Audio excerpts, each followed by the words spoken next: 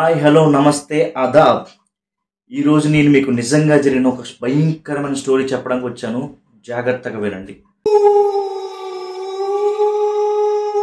సురేష్ అనే ఒక వ్యక్తి ఉన్నాడు. తను కష్టపడి సంపాదించిన డబ్బులతో ఒక ఇల్లు కొనుక్కున్నాడు. తన ఫ్యామిలీ మొత్తం ఆ ఇంటికి షిఫ్ట్ చేశాడు. కొద్ది రోజులు బాగానే గడిచింది. కానీ రాను రాను తన కుటుంబంలో భయంకరమైన మార్పులు రావడం అతను గమనించాడు.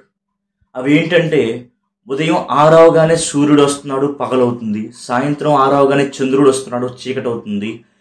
తన పిల్లలు శ్రద్ధగా స్కూల్కి వెళ్ళి బాగా చదువుకోవడం మొదలుపెట్టారు. తన భార్య తన ఆఫీస్కి వెళ్ళే టైంకి లంచ్ బాక్స్ తయారు చేయడం, ఇల్లు నీట్గా సర్దడం మొదలుపెట్టింది.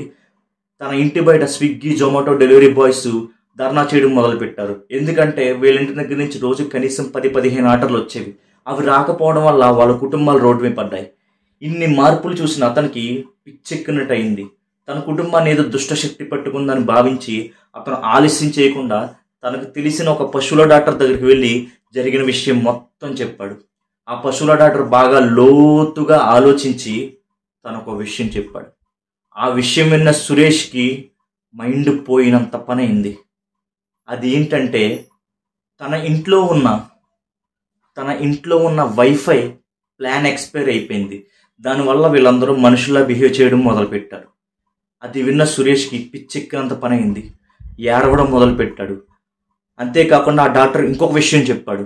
అదేంటంటే, ఇది ఇలాగే కొనసాగితే నీ పిల్లలు బాగా చదివి ఐఏఎస్లు, ఐపీఎస్లు అయిపోతారు, నీ భార్య ఉత్తమ ఇల్లాలు అయిపోతుందని. దాంతో సురేష్ భయం మరింత పెరిగింది. వెంటనే డాక్టర్ కాళ్ళు పట్టుకుని ఈ సమస్య నుంచి బయటపడే మార్గం చెప్పండి అని బ్రతిమాలడం మొదలుపెట్టాడు.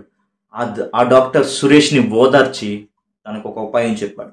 అదేంటంటే, తన ఇంట్లో ఉన్న వైఫైని అర్జెంటుగా రీఛార్జ్ చేయమని చెప్పాడు. సురేష్ అర నిమిషం కూడా ఆలస్యం చేయకుండా వైఫై రీఛార్జ్ చేశాడు. ఇది చేసిన 2 రోజులకి తన పిల్లలు యథావిధిగా ఫోన్లు పట్టు కూర్చోవడం మొదలుపెట్టారు.